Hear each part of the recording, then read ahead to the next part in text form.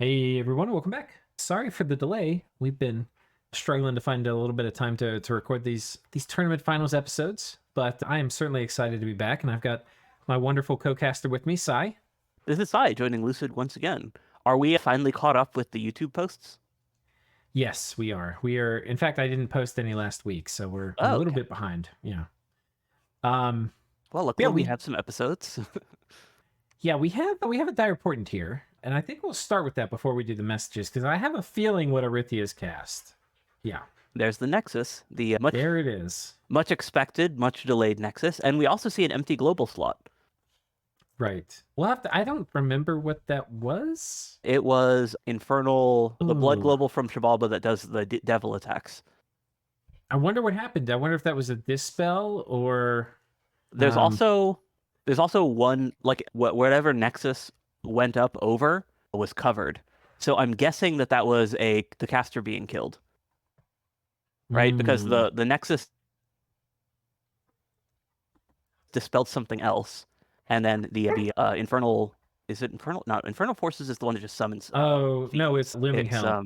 looming hell. Thank you. Yeah. So Yeah. whatever dispelled looming hell must have happened after the global phase. Otherwise, or actually, I guess the spell order might have mattered there. But still, I don't see that as being like a Yeah. priority dispel target. So I'm guessing that the caster died, and I'm also guessing that it went up, or that happened after the portent went through.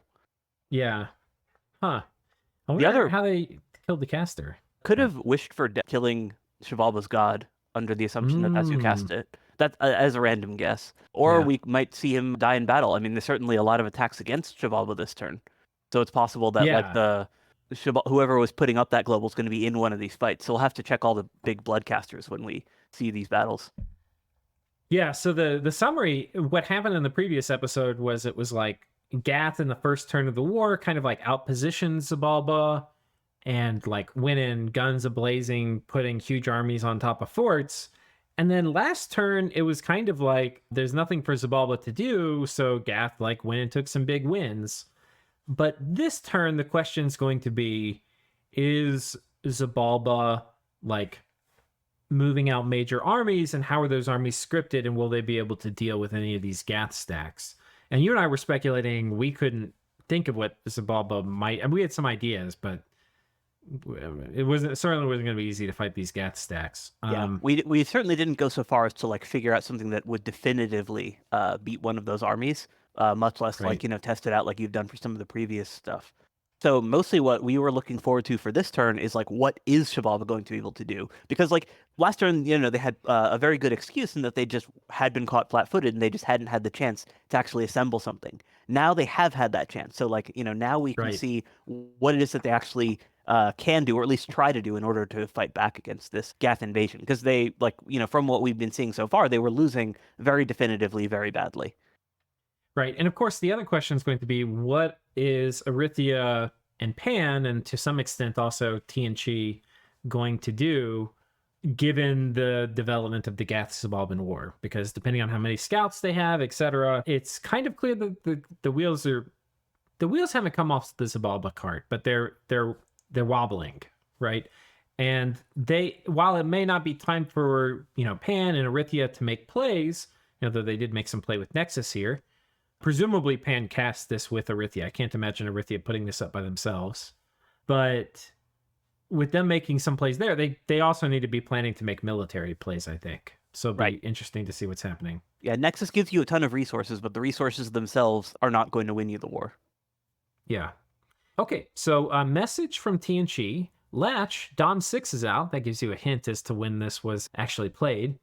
Well, anyway, I'm going to do the exact same formation and chase that Pan army. Not really sure what he is doing, but wasting Pan's time is the most expensive thing I can do to him anyway at this point, though I doubt he will dodge. Not really seeing how I'm going to kill the kitted tart, but I think I could do some damage to the rest of his army. Going to go with the same formation. Let's see if Pan adapts or does something with the innate caster. Or, just wins without adapting.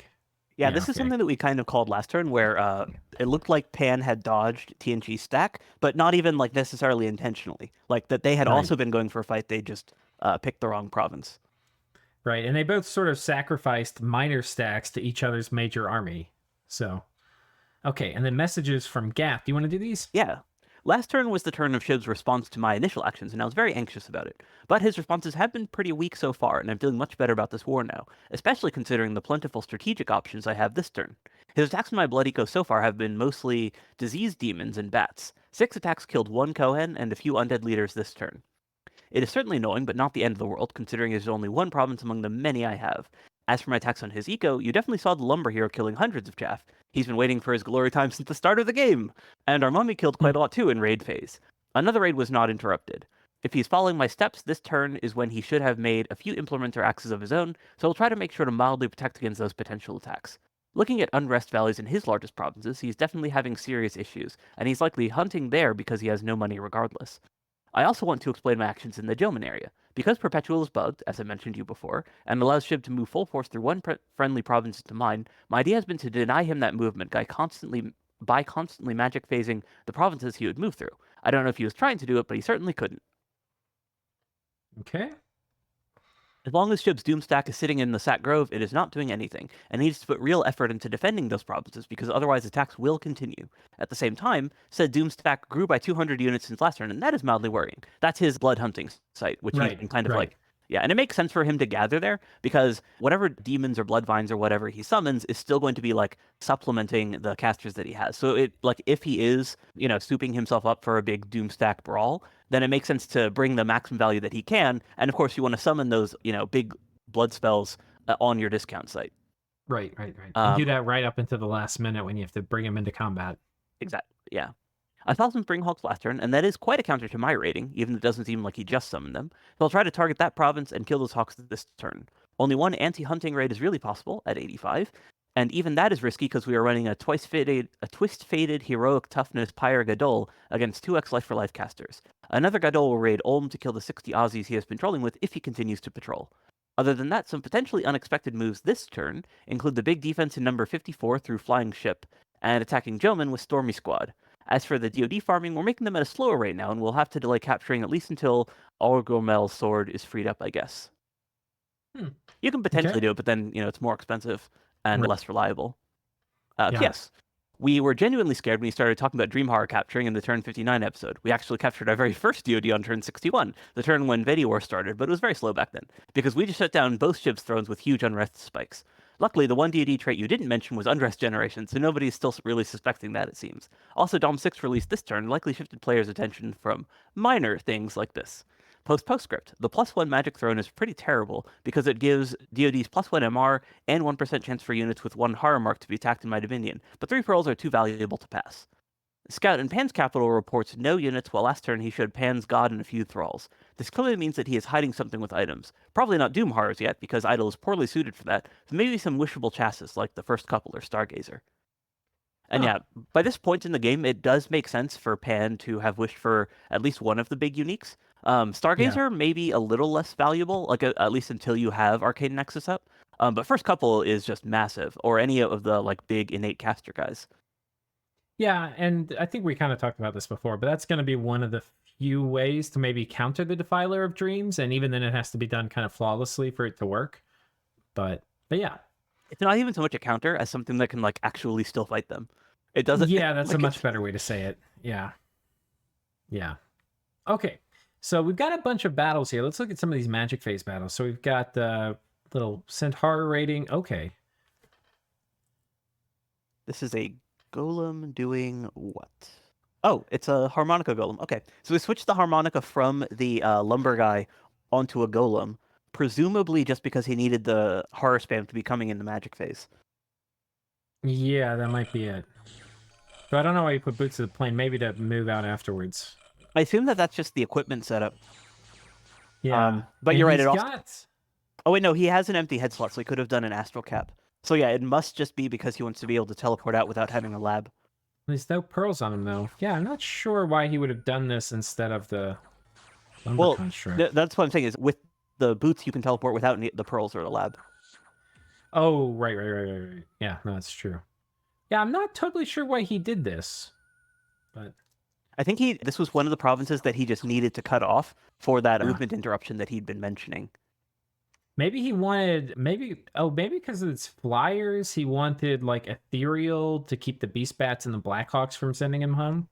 He's more worried Possible. about. He was more worried about the Springhawks specifically, because those are storm Right. spiders. I don't know like why he was like scared of them, because I don't think that Xibalba had anywhere close to enough to do anything like super Well, he threatening put with them. shock resistance on for that. But I was just thinking, like, if he wanted to kill the, I think he wanted to actually kill this. Like, on one hand, he wanted to deal with the Springhawks and like take the province. I think he also wanted to actually kill the Springhawks though, because they're expensive. I think they're like 2 gems per or something.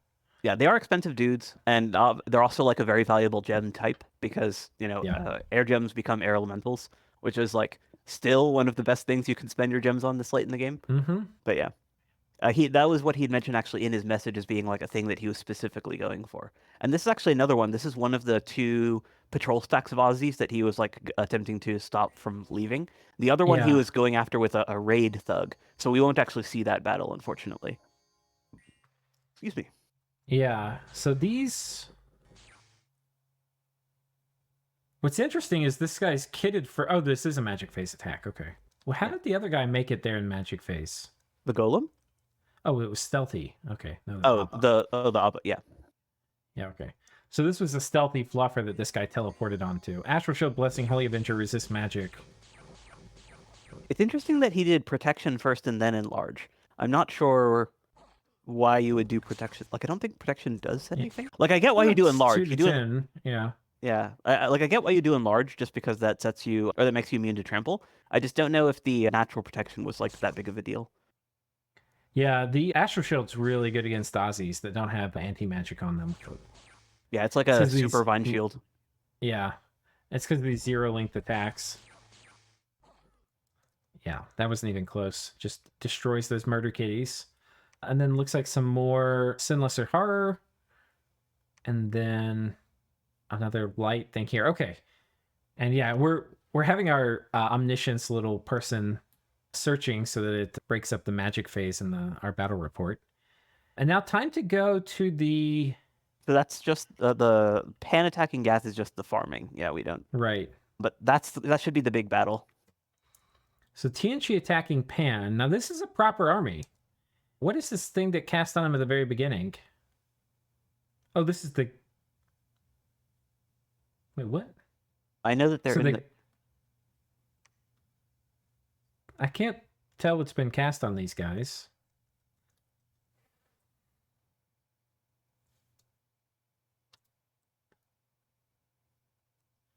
Something I mean, already went it has off. to be from an item, right? Because it's going up before Yeah. any spells. Yeah. And the gods here. I wonder if that's the aging effect. Oh, wait, no. He doesn't have that. I was thinking Fountain of Youth. Yeah. Let's see. Yeah, I have no idea what that is. It could be... Is it Unholy Power? No. I mean, you can check one of the undead.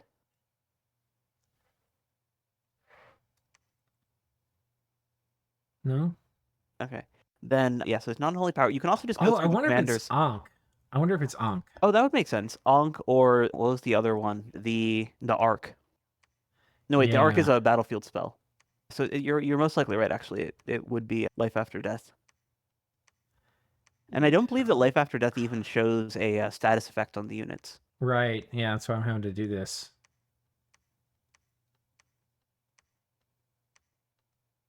And presumably we can tell just by... oh, There it is. You're right. Yep, it was the Ankh. That's the Ankh. Okay. So we've got... Let's take a look at that. We've got a bunch of wyverns. We've got some cubes. We've got some Ziz. We've got... Oh, this just a isn't- motley crew left. So Pan dodged him. Huh. That's interesting. I would have actually expected Pan to have gone in with at least some sort of counter, even if it was just like a big blob doing gifts and then vortex. Like, Pan has a lot of things that they can do to just seriously beat up this army. So it kills 12 sages, but Owen gets 3 ancestor guides converted. I mean, that's pretty good for TN. I bet TNG's pretty happy with that. I mean, they they also probably- spent all the gems. Yeah. But I don't think they care. I think they're just trying to make sure Pan loses. And But on the other They're hand, just- they actually wanted to take a big fight, and Yeah. they weren't able to find one this turn. But I That's mean, true. that army is on the move, and given the way that TNG's playing, I'm pretty sure they're just going to keep moving it around, unless they like need to re-up on their gem supply. yeah. Oh, we have Valheim causing trouble. Where is this? Vettiheim riding out, valiantly taking land, deciding they're not going to hang tight while the world ends. I mean, the opportunity cost for doing this is so low that like they may. Yeah. May They're as well. probably not like doing anything serious by doing this, but if you can take provinces for free, makes Choreograph look a little better. Yeah, and you're also kind of politely asking people to come kill them. Like, hey, come on, I'm still here. Come kill me. It looks like if the only people who are situated to do it are potentially Pan and Xibalba is absolutely not going to be like focusing a death ball against Verihan at this Yeah. stage. So if anyone kills them, it looks like it would have to be Pan, who is not one of the two that they're poking. Right. Okay, now we're going to kind of lean into this. Okay, so he's pinging this. That's just a ping. Then down here we've got, okay, so there's almost all these things are Xibalba, I'm sorry, Gath attacking Xibalba. This is one of the last few Xibalba attacking Gaths, and oh my god. That is a lot of guys. Okay, so, but not a lot of mages though. Why are the Dark Vines at the back? Don't you want them in like a line at the front or something? Or yeah, that looks kind of just sloppy, honestly. Oh, and this is a thug. Yeah, I mean that's pretty close to an SC even. It might. Yeah. I doubt very much Yeah. it would be able to SC this army, but like this is a very very serious guy to take on with like literally just a blob of regular units. I mean, technically these are like very elite regular units, but oh okay, he's got life for life spam at least. Ooh, he's got quickness on these guys. These guys with quickness are actually pretty good. I mean, they are still mundane attacks, so they can be countered by like body ethereal, but yeah, they also have to actually get into melee with stuff though. But in this case, he just nuked it with life for life. Oh, is that what happened? Yes. Okay, let's watch it again. Yeah, because that is he had mentioned doing a Phoenix Pyre Thug to deal with life for life, but that is clearly not what happened here. Oh yeah. Yeah, this is not that thug. This is a different guy. Yeah. This is an astral guy. I had like such a similar experience with when I was playing Hinnom into Squeako's Micklin, and I was like, oh, I'm going to use Milkworts and kill your stuff. And he's like, there's a spell called Life for Life. I was like, oh. Yeah, Phoenix Pyre combined with luck is basically the only thing you can do against that. Yeah. And even then, you need like a guy who is going to be able to win a fight with a chest wound and presumably a bunch of other crippled body parts. Yeah. Okay, so I mean that's a win for Xibalba. It's not a big win. It doesn't give us a ton of insight into what they're actually planning on doing. I mean, this isn't a big mage core. And it's also definitely not a final army like setup in terms of like how you have these guys arranged. Right? Like this is air gems. This is a very lazy formation, right? Yeah, super lazy. A non-qui with a bunch of okay, I mean these are the life for life casters. I mean, okay, we'll have to let's look at where this army moved. Hey, expect that those guys are summoners. Yeah, so that's why they were there.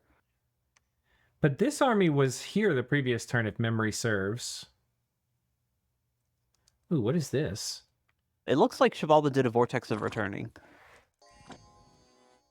Yeah, okay. You're exactly right. Yeah, I mean, you can see that the guys all vanished, right? Yeah. So this is interesting. He's put Joman under siege, hasn't popped it, and then this army can either come back, attack, or prepare to defend if Xibalba pushes forward. But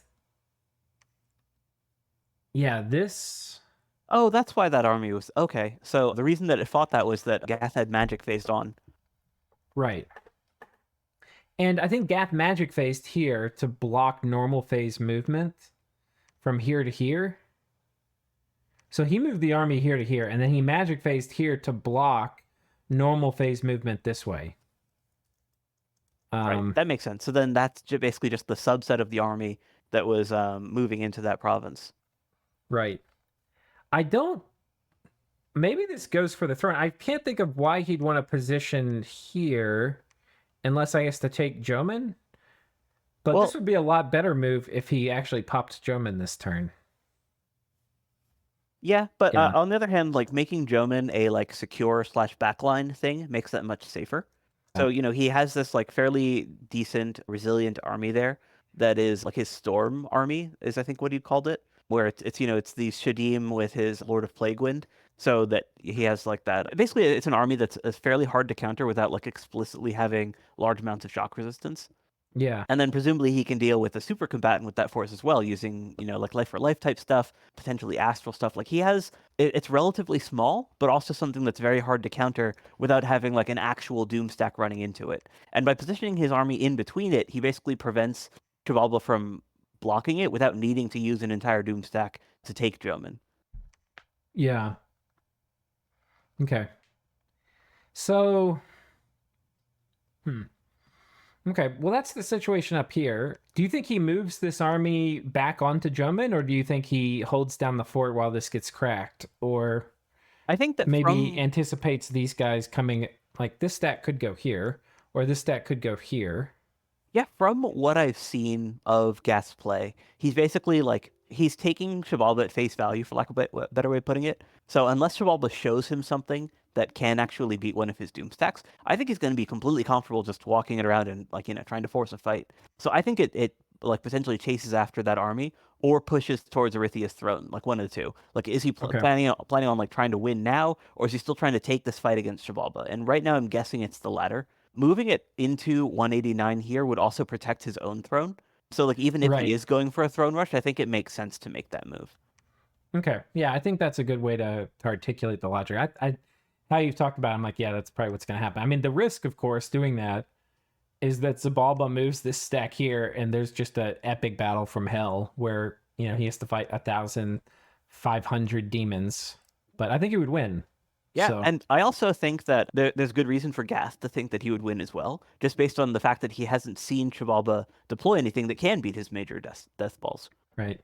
I think the only problem winning one of these major battles is I think if you're Pan or Erythia and you see the battle report for that, you're like, okay, time to attack Gath. On the other But hand, the fact that Arcane Nexus just went up might be putting a timer on Gath anyways. He might be like, okay, time to go for thrones. yeah, yeah. I mean, Arcane Nexus with what they put into it, I think it's going to be a minimum of like a 6-turn payoff, and maybe even more like 8, and then only after that do you start getting profits. So, Fair, yeah. Yeah, and then a lot of the times there's usually like a whole apparatus you have to get set up. So like you have to be able to spend all the gems. First of all, you have to have all the wish casters to spend the pearls on wish. That also is another massive setup cost. So if you factor in the cost of like making those wish casters where you're wishing for gems, that's actually usually there's some more setup costs, which might delay the payback time. Yeah. And Like then when you're wishing for gems, you need the casters to spend all the gems you wished for, like liches and ivy kings and fairy queens and all the things. And those cost money. So when you factor in like a true, like highly optimal wish Nexus setup, I think the payback time is closer to like 15 turns, including all the gear to get everything set up.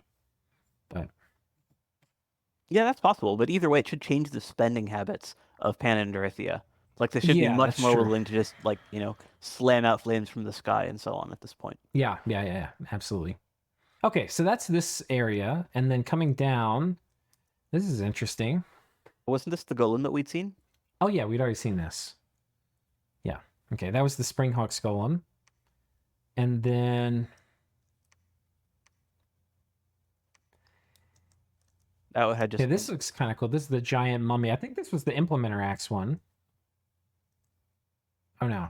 yeah, no, if it was an implement axe one, we wouldn't see it, right? Because the raids occur during Right. that separate phase. Yeah. So this is just a hero man. But yeah, because Xibalba only has that one attack to his name, he must have dropped provinces dramatically this past turn. Yeah.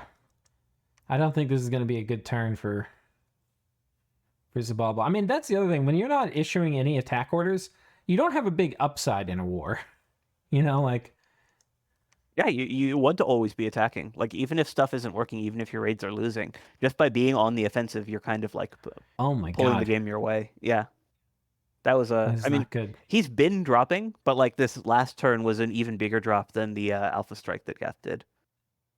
Yeah, I mean, the only thing is he's stabilized a little bit in army size, and he's moved out an army, but this army isn't scripted. Now, one of the nice things about not scripting it is Gath isn't going to have any idea what it's going to do. But the not nice thing about scripting it is he better script it for the next time. And he could have fought an army here. Like, this army was here. It could have moved south. In fact, I think that was kind of the more likely move, right? Move down here and start putting pressure on Xibalba's capital. Yeah, I don't like moving out anything resembling that force size without having a decent script on the army just in case. And so that looked like a very irresponsible move. Yeah. So it does not bode well. In the southern front, so Gath had come in, he had attacked. He had taken this fort and this fort, I believe. That one was not a fort, the one just to its north. Oh, these two, sorry. Yeah. Yeah. So he had taken this throne off Xibalba, attacked this fort and taken it, and has now moved upwards and is in striking range of Ulm. He's moved this fort here, or this army here, which presumably can go after this throne, or it can go after this fort.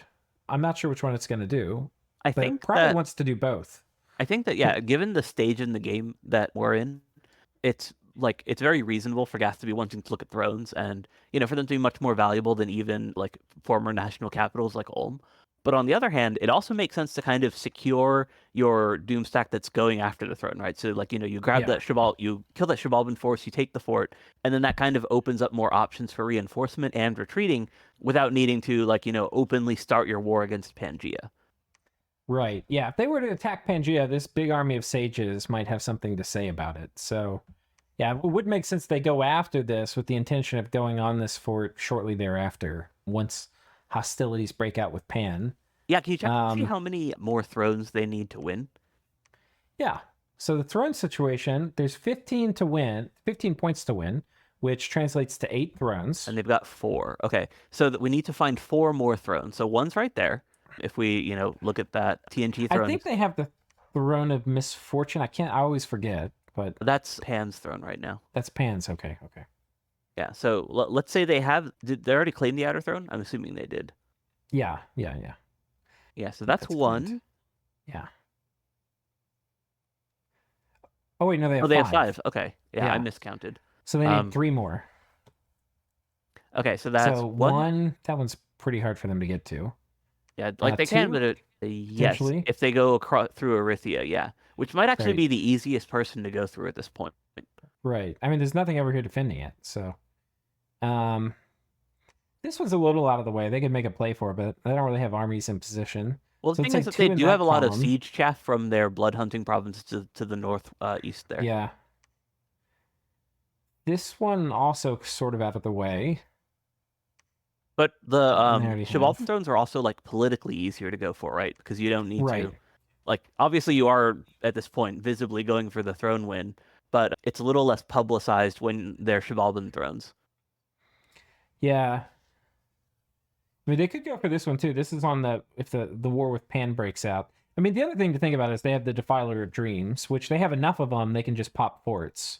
So they can go for any throne on the map too. Yes, and but in some ways, things like this, siege strength is a limiting factor for Defiler of Dreams, though. Like, yes, they're really strong, but like, you don't have enough to instantly pop a throne or a fort. You would need to do like crumble spam, or else bring in like a bunch of regular units in, for siege damage, which isn't that hard, admittedly, right? Like, you can just do a bunch of gate cleavers or whatever. What do you think their siege strength is? My guess is it's like 10. Per Defiler, or 8, because they have high strength and they're flying. Oh, that's true. Yeah, I guess I'm just thinking of the fact that they don't have any bonus and that they're individually so expensive. Because, yeah, I mean, 10 times 100 is 1,000. So, yeah, 100 of those probably can get pretty close to popping one of these. But I mean, Gath could also astral travel an army and have the Defilers follow behind. And in some ways, if you're going on like an unprotected throne like this one, that's ideal, because they don't even know what you're doing with the Defilers, right? And then the fact that it's a forest actually makes that easier because they can fairy trot onto it. Yeah. Yeah, it's like Stygian Paths is like kind of the most economical bulk transit option, just because like big death mages are relatively cheap, right? Because you have liches anyways. With the downside being that it's like fairly expensive and you can lose units en route. With Fairy Trot being like a little more reliable, but again requiring big nature casters. In Gath's case though, they have both, right? Because they have liches and vampires, and they also have like decent nature magic. So Yeah. any like forest throne is like a little bit easier to go for, but they could, as you pointed out, go for literally any of them. Yeah, and I think a lot of these pan ones are actually going to be the easier ones that are like undefended essentially. Like right here and right here. These are the ones that are probably easiest to get with defilers. Yeah, and if Pan doesn't put up the iron walls to Yeah. like boost the fort strength, then it should be pretty easy for those forts to get popped as well. Yeah. Like that one's a citadel, but Pan's natural forts aren't.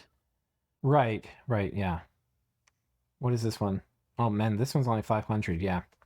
So, yeah, I think the Gath has a lot of plays they can make for going for thrones. Now, they had said that they wanted to kind of win conventionally, and I think they can, but we'll see what they end up choosing. Did we cover everything in the southern front for Xibalba? So Well, there this army wasn't. moved here. Yeah, like there wasn't that much to cover though, just because like the Yeah, only attacks that were being made were gaths. Like Xibalba yeah. had only one serious army out on the field, and that was that unscripted big old blob that we saw. Yeah, this situation here is kind of interesting. There's a bunch of patrol chaff around here.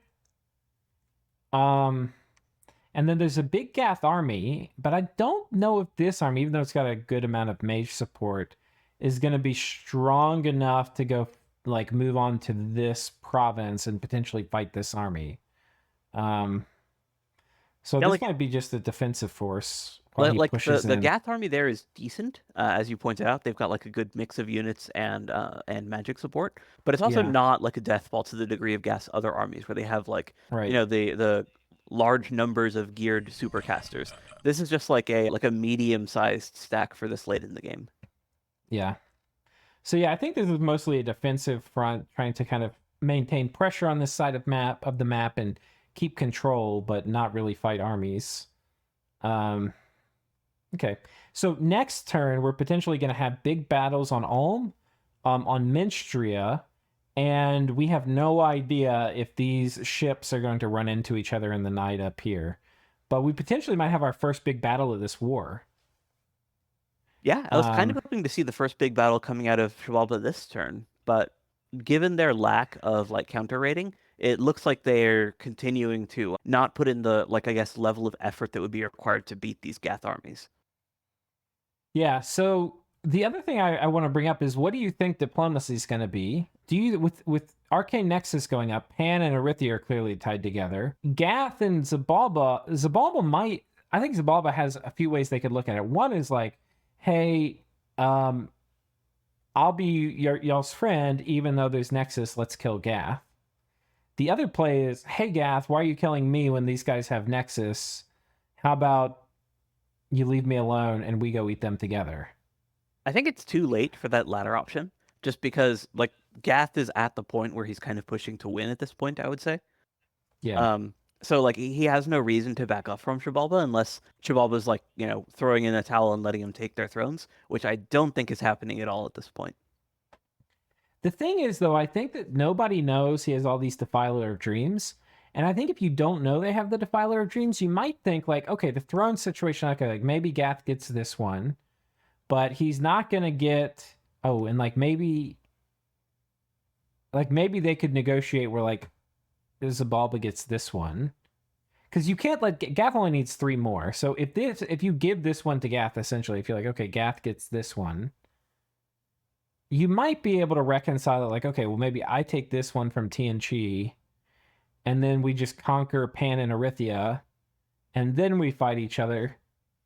Yeah, I just think that from Gath's perspective, there's no reason to even seriously consider that kind of offer. Oh, you think Gath would reject it? Yeah, I think Gath would just go for be like, well, no, if you can't beat my armies, I'm just going to take all your stuff and then go in. Like he has no need to negotiate at this point. Well, I think the risk if Gath doesn't take that is that he ends in a 3v1, right? Because I think there's no reason for Xibalba to want to fight a losing war into Gath when they could potentially fight a winning war into Gath with the help of erythia and Pan. I guess so, but like look at the thrones that Gath still needs to take to win, right? Like he can't do that without Xibalba backstabbing him. Or being in a position to backstab him, I should say. No, he can. I think from Gath's perspective, he totally can. He can peace out and just send Defiler of Dreams to take the thrones he needs. And be like, oh, sorry. Yeah, I think that's just riskier in that like you have fewer chances for things to Yeah. potentially go wrong. Generally, if you are going for a throne rush, you want to be grabbing as many extra thrones as you can, especially when you have such death ball superiority. I 'Cause don't it- know. I think the safest play is for Gath to take that deal. I think it's maybe a bad deal. I think the better deal for Xibalba is to work together with erythia and Pan and fight Gath. But if I was Gath and Xibalba approached me saying, "Hey, let's go. How about you stop beating me up? Let's go fight the Arcane Nexus people."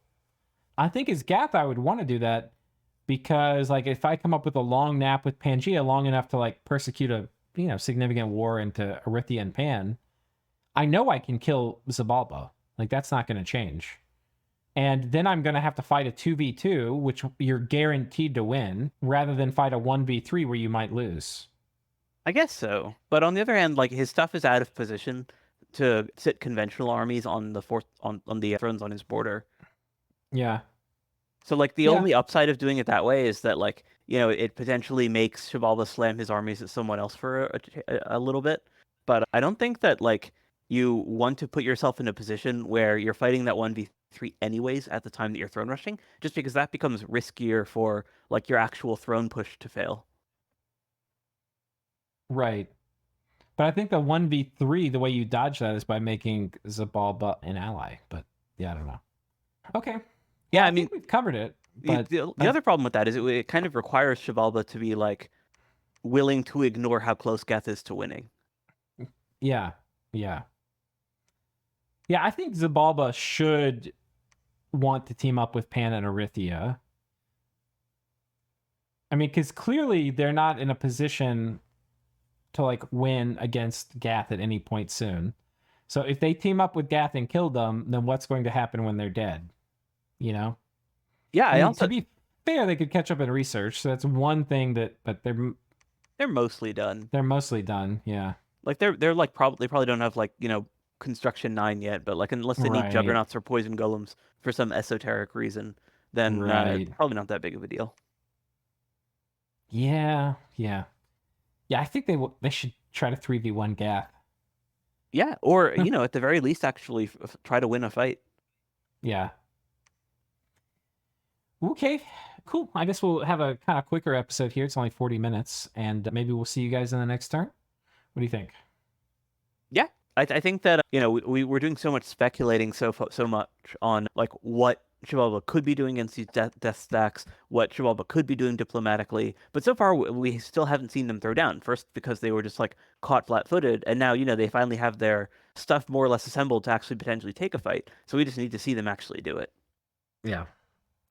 We'll have to think of a clever name for that episode. Xibalba finally shows us, or something like that. But we'll see you guys in that one. Hopefully we have a big battle next turn. Or at Cheers. least one, yeah. Yeah, at least one. All right, see ya.